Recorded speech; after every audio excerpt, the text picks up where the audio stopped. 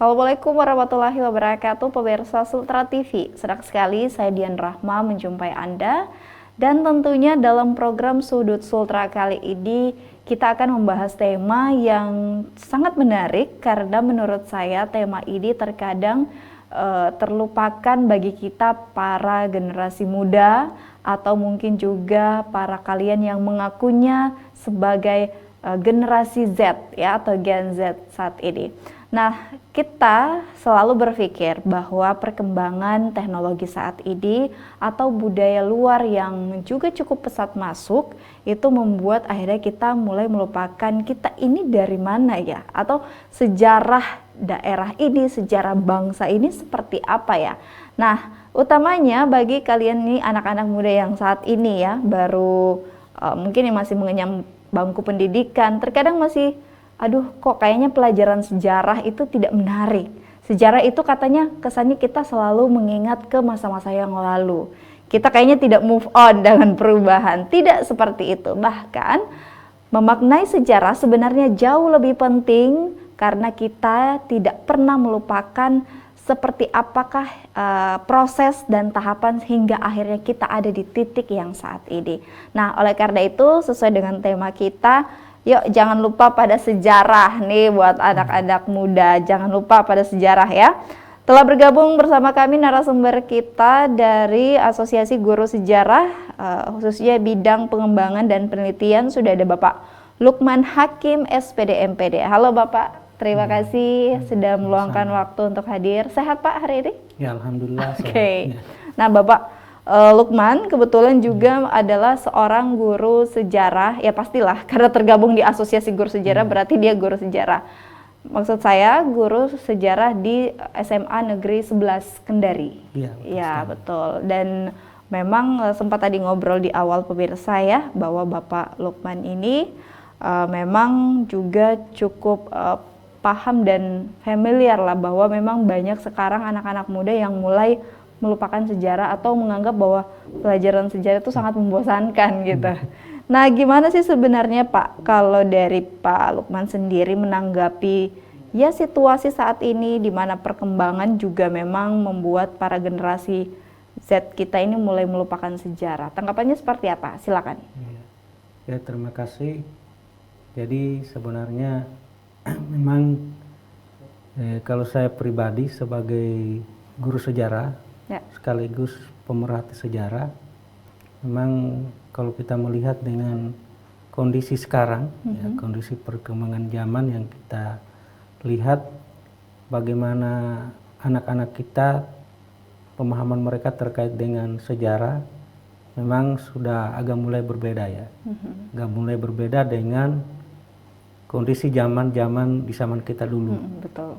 Karena apalagi di zaman sekarang itu dikenal dengan generasi Z ya, dengan perkembangan digitalisasi yang begitu kuat pada saat ini, tentu sejarah ini sepertinya sudah mulai terlupakan ya, terlupakan untuk generasi muda. Dan disinilah peran kami sebagai guru sejarah, bagaimana mendekatkan anak-anak terhadap sejarah. Dan memang sejarah ini sangat penting ya, sangat penting sekali di tengah-tengah isu-isu global sekarang ya, isu global ya, era modernisasi, tentu sejarah ini diperlukan. Bagaimana menghadirkan sejarah masa lalu itu sebagai inspirasi untuk anak-anak, untuk anak-anak. Berarti sejarah itu sesuatu yang buat bosan ya atau membosankan, tidak Pak ya? Yes. Tapi mungkin menjadi inspirasi. Saya menarik sini. Nah, kalau menurut Bapak sebenarnya secara pandangan pribadi saja nih Pak, sejarah yang memang dikatakan tadi menjadikan inspirasi itu yang sebenarnya seperti apa sih? Silakan. Iya.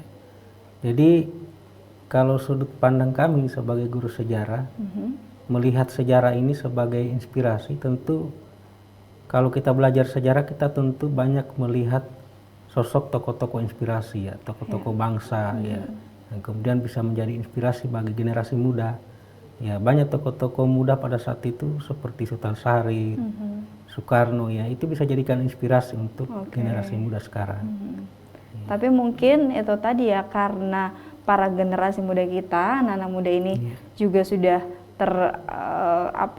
kontaminasi dengan budaya luar, hingga akhirnya mereka menganggap bahwa sejarah kita kurang menarik gitu. Iya, betul. Nah, apakah tidak akan ada upaya mungkin Pak ya dalam hal membuat agar pelajaran sejarah ini tetap menarik perhatian mereka? Gimana ini Pak? Tentu kami sebagai sejarah ini, guru sejarah tentunya pada umumnya, terus-terusnya di Sulawesi Tenggara, terus lagi di Kota Kendari ini, bagaimana kami itu mengajarkan sejarah itu dengan kondisi zamannya anak-anak. Oh iya. Kalau dulu kan, dulu kita disuguhkan dengan hafalan ya, artinya mencatat kemudian disuguhkan dengan tahun-tahun tahun berapa ini kapan ya. Nah, jadi sudah mulai bergeser. Jadi sekarang itu anak-anak itu tidak bisa kita mendekatkan sejarah dengan seperti itu, model seperti hafalan. Kita harus mendekatkan dengan, kalau dalam istilah sejarah itu shake age, jiwa zamannya anak-anak sekarang.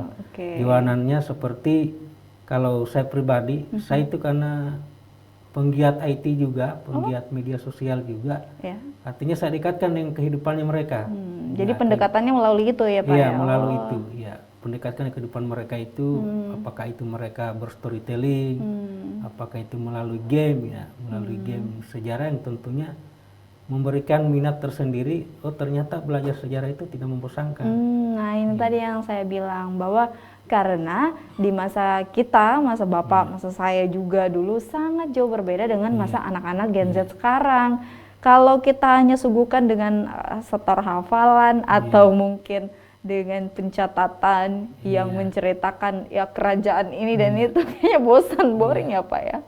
Jadi rupanya Bapak mulai pendekatannya sedikit berubah. Tapi ini jauh lebih efektif, Bapak melihat bagaimana? Iya, alhamdulillah jauh lebih efektif. Selain juga memang tidak bisa juga kita biarkan anak-anak itu tidak menulis, tetap kita biarkan mereka menulis juga, tetapi perlu ada pendekatan-pendekatan metode tersendiri. Saya kan artinya saya juga penggiat literasi juga di sekolah. Ya, bagaimana mengajak anak-anak bisa mereka menulis ya, mereka menulis, menghadirkan tulisan-tulisan, artikel-artikel ya, karya tulis ilmiah, kemudian tentu dengan pendekatan-pendekatan IT juga saya suguhkan ya, supaya anak-anak itu lebih senang belajar sejarah. Jadi kalau saya pribadi ketika saya mengajar itu, pertama itu saya hadirkan dulu bagaimana anak-anak itu suka dulu sama kita, ya sama gurunya. Ya, setelah suka sama gurunya baru mulai masuk mereka masuk materi. Ya, jadi saya itu masuk tidak langsung memberikan tulisan catatan-catatan. Ya, kalau itu cara-cara mode dulu ya Pak. Tapi bagaimana mereka membangkitkan semangat tentang tentu memberikan cerita-cerita inspiratif ya, seperti yang saya sampaikan tadi tentang tokoh-tokoh bangsa. Kemudian ya, ini jauh lebih efektif sebenarnya. Iya, lebih efektif. Ya, karena melihat juga ya saat ini kalau kita dikasih cuma suguhan tulisan, terus disuruh menghafal, besoknya seperti itu lagi Pak. Kayaknya banyak yang akan mungkin bolos untuk tidak masuk kelas sejarah gitu. Nah, tapi yang harus mungkin diperhatikan juga Pak Wersa, bahwa memang sejarah ini tidak bisa untuk dilepaskan gitu. Maksud saya untuk ditiadakan tidak, karena segala peristiwa, proses, tahapan yang selama ini mungkin kita lalui, negara kita lalui, itu kan semua berdasarkan dari sejarah yang ada. Nah, bahkan mungkin itu juga alasan kenapa terbentuk Asosiasi Guru Sejarah, mungkin gitu ya Pak. Nah, yang pemirsa, setelah yang satu ini kita masih akan kembali, masih ada banyak hal juga yang akan coba kita sharing di sini, termasuk saya masih penasaran Pak, untuk Asosiasi Guru Sejarah ini yang katanya Bapak sih sudah cukup lama ya, cuma mungkin baru sebagian orang yang mendengar, termasuk saya pun juga pribadi. Nah, oleh karena itu kita akan banyak mengetahui, banyak menanyakan lagi lah kepada Bapak Lukman, tapi setelah yang satu ini jangan kemana-mana.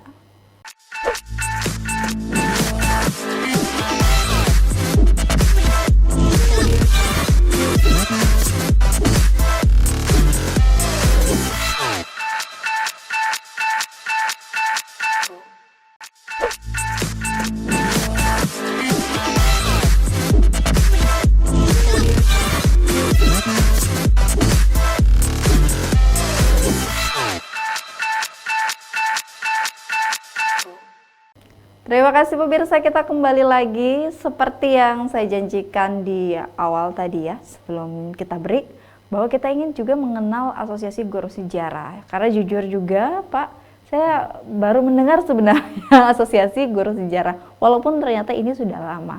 Boleh diceritakan secara singkat aja sih sebenarnya terbentuk mungkin ini sejak kapan, terus juga alasan hingga ini menjadi sebuah semacam komunitas kali ya Pak, kita sebutnya seperti itu.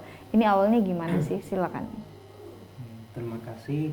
Jadi Asosiasi Guru Sejarah ini atau disingkat dengan AGSI. Oke. Jadi ini bukan saja dalam tataran Provinsi Sulawesi Tenggara. Oh, seperti itu. Jadi asosiasi ini sudah terbentuk sejak 2017. Kebetulan digagas oleh Pak Dr. Sumardiansa, Perdana Kusuma, yang kemudian sekarang jadi Presiden Asosiasi Guru Sejarah Indonesia. Nah, jadi sudah punya cabang ya di 30 kurang lebih 37 provinsi. Oh. Iya, Sampai asosiasi semua ya. ini sudah lama sebenarnya 2017. Iya. Hanya memang di Sultra ini baru terbentuk sekitar 2019. Oh, di 2019 ya. Di 2019. Oke. Sampai akhirnya terbentuk di 2019 ini, awal mula yang menggagas siapa Pak, kalau boleh tahu? Kebetulan awal mula yang menggagas Pak Sudarso yang sekarang jadi Kepala SMA 12. Oh, Kepala SMA 12 ya. Kemudian Pak Sukadi yang sekarang sudah di SMA 4. Masih SMA 4. Oke. Yang kebetulan kami ini sudah 2 kali pemilihan ketua. Bahkan sudah 2 kali? Iya, sudah 2 kali. Bahkan asosiasi ini sudah pernah mengadakan seminar nasional. Ya, 2020 pada saat itu menghadirkan pemateri dari luar, ya Pak Dr. Sumardiansa sendiri, kemudian Pak Prof. Susanto Sudi ya, seorang penulis sejarah, kemudian ada juga gubernur pada saat itu, Pak Ali Masih, kebetulan masih di Aula Dinas Provinsi Sulawesi Tenggara saat itu. Nah, berarti memang hadirnya Asosiasi Guru Sejarah ini bukan hanya sekedar komunitas atau karena memang di seluruh hampir di seluruh Indonesia ada ya, tapi memang ada tujuan pasti, ada keinginan atau program kerja juga di dalamnya. Kalau boleh tahu sebenarnya tujuannya ya selain memang mengcover seluruh guru sejarah yang ada di Sultra, apa sih Pak? Ya, tentu namanya organisasi pasti ada RT-nya, maksudnya anggaran dasar rumah tangganya. Nah, sama halnya dengan seperti IGI, kemudian PGRI, Asosiasi Guru Sejarah ini tentu dia punya program ya, tujuan jangka panjang. Jadi kami giat tiap tahun itu melakukan simposium, simposium nasional dan setiap daerah. Ya, kami memang kerjasama dengan Asosiasi Guru Sejarah Pusat ya. Kemudian setiap tahun itu, bahkan bulan-bulan November lagi ini, setiap ada perwakilan guru sejarah untuk mengikuti simposium. Ya, biasanya simposium ini kami mengangkat tema-tema kearifan lokal ya, tema-tema yang berkaitan dengan nilai-nilai sejarah ya. Kemudian bagaimana guru itu dibekali tentang menghadirkan atau menghidupkan kembali sejarah-sejarah di daerahnya. Ya, jadi sebenarnya sudah lama ini aksi ini. Betul-betul. Dan ini sudah sering dilakukan juga tadi Bapak katakan simposium. Berarti tidak menutup kemungkinan bahwa akan ada terobosan-terobosan baru yang dilahirkan oleh para aksi ini, Asosiasi Guru Sejarah, untuk bagaimana bisa sejarah ini lebih enak dan juga dimaknai lebih dalam oleh para generasi muda kita, mungkin gitu ya Pak. Oke. Nah, selain memang Asosiasi Guru Sejarah yang tadi dikatakan Bapak, tadi kan juga sempat mengatakan bahwa Bapak pun juga mengajar di SMA 11 Kendari. Nah, program juga dari Asosiasi Guru Sejarah ini luar biasa, sudah banyak karena sejak 2019 ya, kemarin bahkan 2019. Bahkan di 2019 itu saya juga salah satu guru pada saat itu yang direkomendasikan. Kebetulan dulu masih ada Direktorat Sejarah yang bernaung di Dirjen Kementerian Pendidikan, yang sebelumnya di zaman kurikulum merdeka dihilangkan. Iya. Nah, dulu pernah kami guru-guru di Sulawesi Tenggara se-Indonesia itu dikumpul di dalam kegiatan internalisasi nilai-nilai bangsa di Ambon pada saat itu. Oke. Dan itu sangat mengapresiasi bagi kami, bagi guru-guru sejarah. Hanya mungkin jauh kebelakangan sekarang Direktorat Sejarah sempat hilang. Ya. Iya, kemudian ada lagi tapi bernaung lagi Dirjen Kebudayaan. Dan sampai sekarang Iya. masih bernaung di Dirjen Kebudayaan sekarang. Kebudayaan. Maksudnya di Kementerian Kebudayaan, Iya, maksud Kementerian saya, karena Kebudayaan, sudah iya. Betul. nomenklaturnya berubah lagi berubah. ya. Tentunya kami punya berharap dengan adanya Direktorat Sejarah ini bisa memberikan kontribusi lagi bagi kami guru Asosiasi Guru Sejarah. Iya, siap. Dan sampai sejauh ini kalau Bapak sendiri kan tadi bidang pengembangan dan penelitian. Iya. Berarti fokusnya pada penelitian apa yang dimaksud sini, Pak? Iya. Jadi memang di keorganisasian kami ini sebenarnya belum sepenuhnya berjalan maksimal.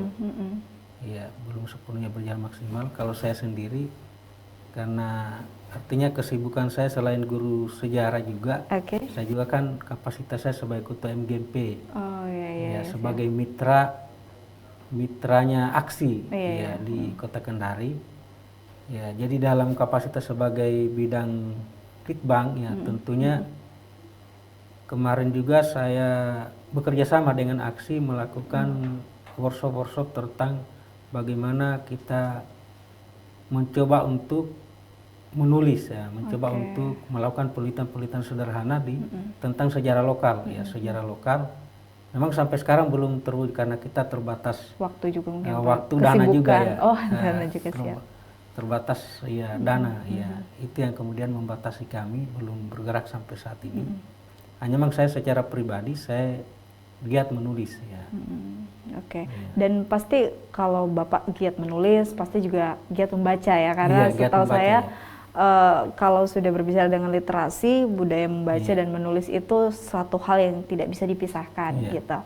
Nah, sesuai kembali ke tema kita bahwa jangan lupa pada sejarah. Kalau Bapak sendiri melihat bahwa sekarang setelah membaca mungkin artikel dan juga menulis juga, khusus mungkin di daerah Sultra saja, Pak, apa sih dampak yang kira-kira ditimbulkan apabila kita lupa pada sejarah? Gimana? Iya. Betul sekali, ya, tentu sangat berdampak, ya, sangat berdampak bagi generasi muda.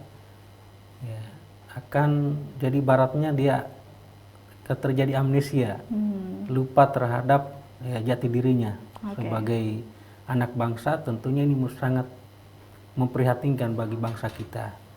Apalagi pemerintah sekarang kan lagi giat-giatnya, terutama di bawah Kementerian Kebudayaan, mencoba menulis ulang, ya, menulis ulang sejarah. Saya kira itu suatu angin segar bagi kami untuk bagaimana menumbuhkan semangat generasi muda, karena memang ini sangat berdampak sekali di era perkembangan teknologi sekarang yang makin masif, ya, budaya-budaya luar seperti, jadi anak-anak kan mereka lebih suka dengan postmodernisme, ya, maksudnya budaya luar seperti K-pop, ya, sekarang sudah masuk di makanan, ya, kemudian banyak hal-hal yang kemudian bisa disusupi dengan ideologi-ideologi dari luar, ya. Tentu ini akan berdampak kepada generasi muda ketika mereka lupa sejarahnya, mereka lupa akan akar nilai-nilai sejarah di zaman itu. Iya, betul-betul. Nah, ini juga berarti membahayakan, terutama di mana kita akan menghadapi bonus demografi 2025 kan, Pak. Ya, apa kalau para generasi muda kita tidak kuat, kalau tadi Bapak katakan nilai-nilai sejarah yang menjadi akar-akar hingga nantinya apabila ini tidak terawat dengan baik, pasti akan menghasilkan sesuatu yang tidak baik juga gitu kan ke depannya. Saya sangat sepakat, sekarang kan para generasi muda lebih cenderung ke budaya-budaya luar, ya. Oke, tadi Bapak sempat menyinggung K-pop, ya, memang sekarang bahkan tidak hanya mungkin makanan tadi sempat dikatakan, tapi juga gaya hidup, ya kan, Pak? Terus juga mungkin dari sisi fashionnya begitu. Nah, ini berarti menjadi PR besar dong. Tapi kalau saya dengar di awal Bapak mengatakan sekarang para generasi muda karena cara pendekatan belajar sejarahnya juga sudah berubah, kira-kira bisa tidak, Pak, kalau Bapak melihat ya secara pribadi, ini bisa teratasi dengan adanya tantangan dari budaya luar, itu bagaimana? Silakan. Ya, baik. Sebenarnya tidak cukup, Mbak. Tidak cukup di ruang-ruang kelas kita mengajar tidak cukup. Ya, bagaimana sebenarnya kita libatkan generasi muda ini, apalagi sekarang ini, ya seperti yang disampaikan menghadapi demografi ya. Iya, betul. Ya, tentu generasi muda ini lebih banyak dilibatkan, ya terutama dalam kegiatan-kegiatan seminar, ya seminar sejarah, kemudian simposium, ya. Artinya anak-anak muda ini harus banyak mengambil peran. Kemudian kalau perlu ada komunitas, ya komunitas sejarah, dan tentunya ini kan harus bersinergi dengan pemerintah. Ya. Kalau kami tentu guru sejarah, ya apalah daya kalau hanya kami guru sejarah yang ya terus berjuang untuk bagaimana, tentu harus ada sokongan, maksudnya dukungan dari pemerintah. Itu yang kemudian ya memang kerja keras ya sebenarnya generasi muda ini, bagaimana kita mendekatkan diri kepada nilai-nilai sejarah yang semakin tergerus saat ini. Nah, ini butuh kolaborasi berarti dari semua pihak ya Pak. Betul-betul bagaimana kita bisa bersinergi hingga akhirnya apa yang menjadi tujuan kita ini juga bisa tercapai gitu. Nah, pemirsa jangan kemana-mana. Setelah yang satu ini kita akan segera kembali, tetap di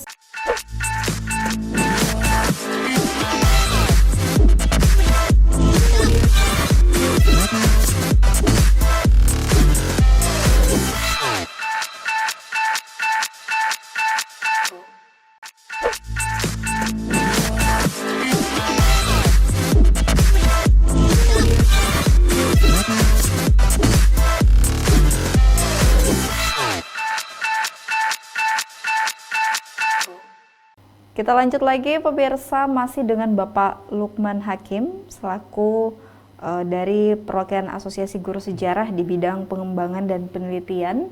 Nah, tadi sudah panjang lebar ya kita bercerita, ternyata bahaya loh dampak kalau para generasi muda kita ini lupa akan sejarah.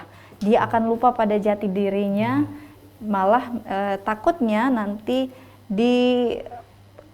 istilahnya distimulus, akhirnya mereka mulai mengagung-agungkan mungkin budaya-budaya luar gitu kan Pak, bahkan tidak cinta pada tanah air, daerahnya yang saya yakin di daerah kita pun juga tidak kalah dengan budaya luar gitu.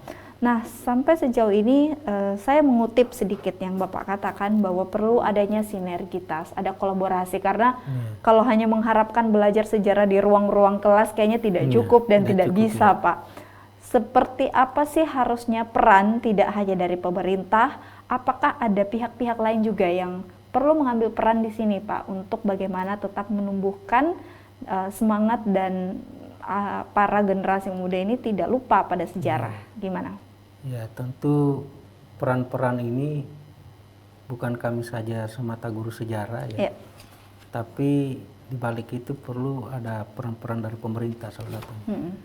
Tidaknya dari dinas provinsi, dinas pendidikan, ya sebagai rumah kami ya para guru, tentu harus punya artinya apa ya, motivasi buat kami banyak membuat program-program yang tentunya berpihak kepada sejarah. Ya. Kemudian pihak museum juga bisa dilibatkan ya, pariwisata juga bisa ya. Tentu kemudian dinas sosial ya. Kalau 2017, 2018 itu dinas sosial itu sangat intens membuat kegiatan-kegiatan kesejarahan. Gitu. Ya.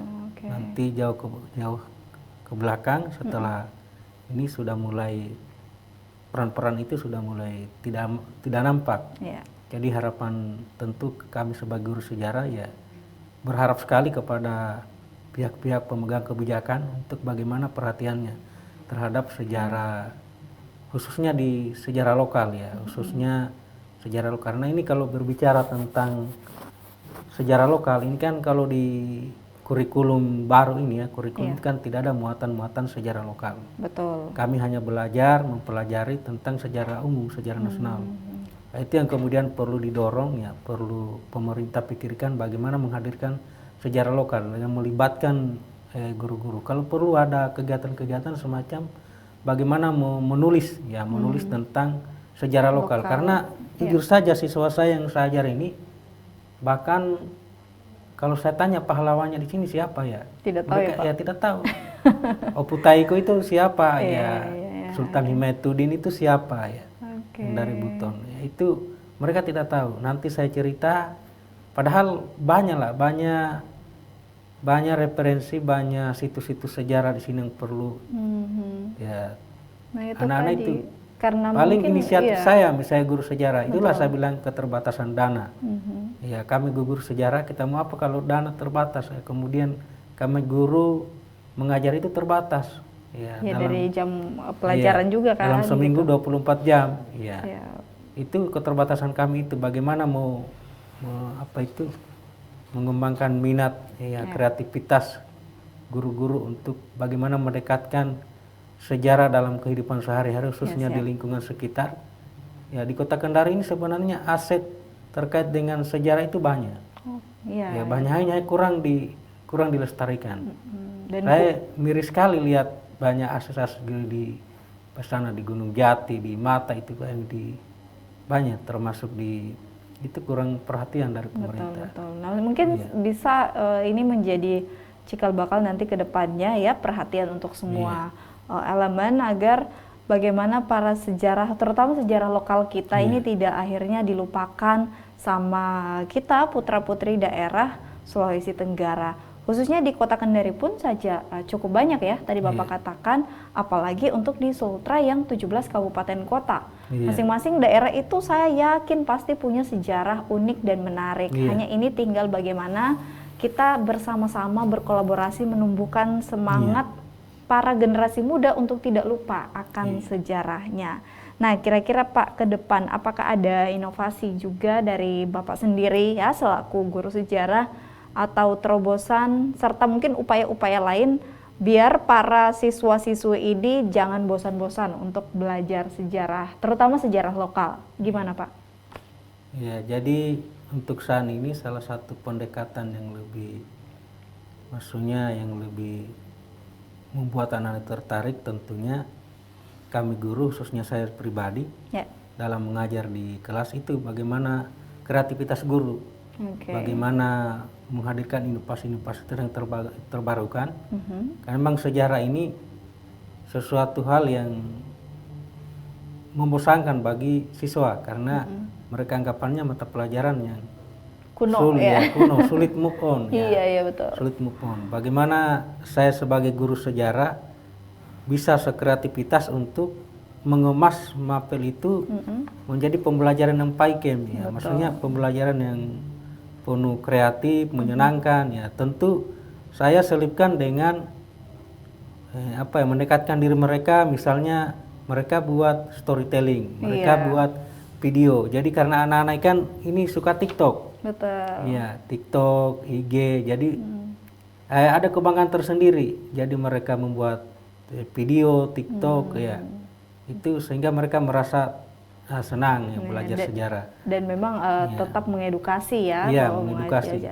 Cuma mungkin dengan cara yang sedikit berbeda dengan di tahun-tahun sebelumnya gitu. Apalagi sekarang ya, tentunya kan platform media sosial, kemudian referensi sumber-sumber yang bisa kita jadikan referensi untuk pembelajaran itu sudah banyak. Iya betul sekali. Sudah tidak sulit lah dibanding mungkin di zaman-zaman yang dulu ya Pak ya. Nah, jadi memang ini penting juga sehingga akhirnya para generasi muda kita tidak anti terhadap pelajaran sejarah. Nah, terakhir Pak, gimana nih harapan Bapak untuk para generasi muda, terutama anak-anak sekolah di sekolah menengah atas ya, SMK juga. Nah, ini agar tetap cinta dan mau untuk terus mengulang sejarah. Karena belajar sejarah bukan berarti kita selalu terikat dengan masa lalu, tetapi kita belajar pada masa lalu untuk bagaimana bisa di masa kini jauh lebih berkembang hingga nanti di masa depan. Gimana Pak? Ya baik, ya tentu harapan saya sebagai guru sejarah, ya bagaimana generasi muda itu mencintai sejarah, terutama sejarah daerahnya, sejarah bangsanya, karena itu merupakan sebuah identitas suatu bangsa ya, suatu identitas, suatu jati diri bangsa yang perlu ditumbuh kembangkan. Jadi Saya berharap dengan kecintaan generasi muda terhadap sejarah itu dia sudah menyumbangkan ya. Dia sudah berperan terhadap kecintaan terhadap bangsa ini. Ya, karena memang generasi muda ini perlu memang mereka belajar sejarah ya. Ya. Ya, belajar sejarah supaya mereka paham ya, mereka mengerti begitu pentingnya ya mempelajari sejarah ini. Tidak hanya kita belajar tentang masa lalu, tetapi bagaimana kita menghubungkan dengan masa kini, kemudian menjadi bekal masa depan. Oke, nah ini yang harus diperhatikan ya. Iya. Ya kita sih harapannya pasti ini bisa terwujud apabila memang semua bergerak ya. Jadi bukan hanya dari Bapak mungkin mewakili dari Asosiasi Guru Sejarah, dari pemerintah, dari para orang tua, mungkin stakeholder lainnya, hingga para generasi mudanya sendiri yang memang betul-betul mau belajar dan harus mengingat bahwa pelajaran sejarah itu selalu kita ke belakang gitu kan Pak, selalu tidak bisa untuk bergerak ke depan, tidak, tetapi kita cukup mengingat sejarah-sejarah yang sudah terjadi dan jadikanlah itu sebagai acuan agar di masa kini dan masa depan kita jauh bisa lebih berubah dan dengan baik, sehingga memang pantas bagi semua kita ya para generasi muda jangan pernah anti dengan pelajaran sejarah. Nah baik Bapak, tidak terasa waktu kita sudah di penghujung acara, saya harus pamit. Namun sebelumnya terima kasih terlebih dahulu sudah meluangkan waktu Pak untuk hadir bersama Sultra TV di sini. Terima kasih Bapak Lukman Hakim SPD MPDE selaku mewakili Asosiasi Guru Sejarah di bidang pengembangan dan penelitian. Terima kasih juga pemirsa di rumah yang sudah menyaksikan kami. Mohon maaf jika ada salah kata. Mari terus cintai sejarah dan buatlah sejarah itu sebagai suatu inspirasi agar kita bisa jauh lebih baik di masa kini dan di masa yang akan datang. Saya beserta kru yang bertugas pamit undur diri. Wassalamualaikum dan sampai jumpa.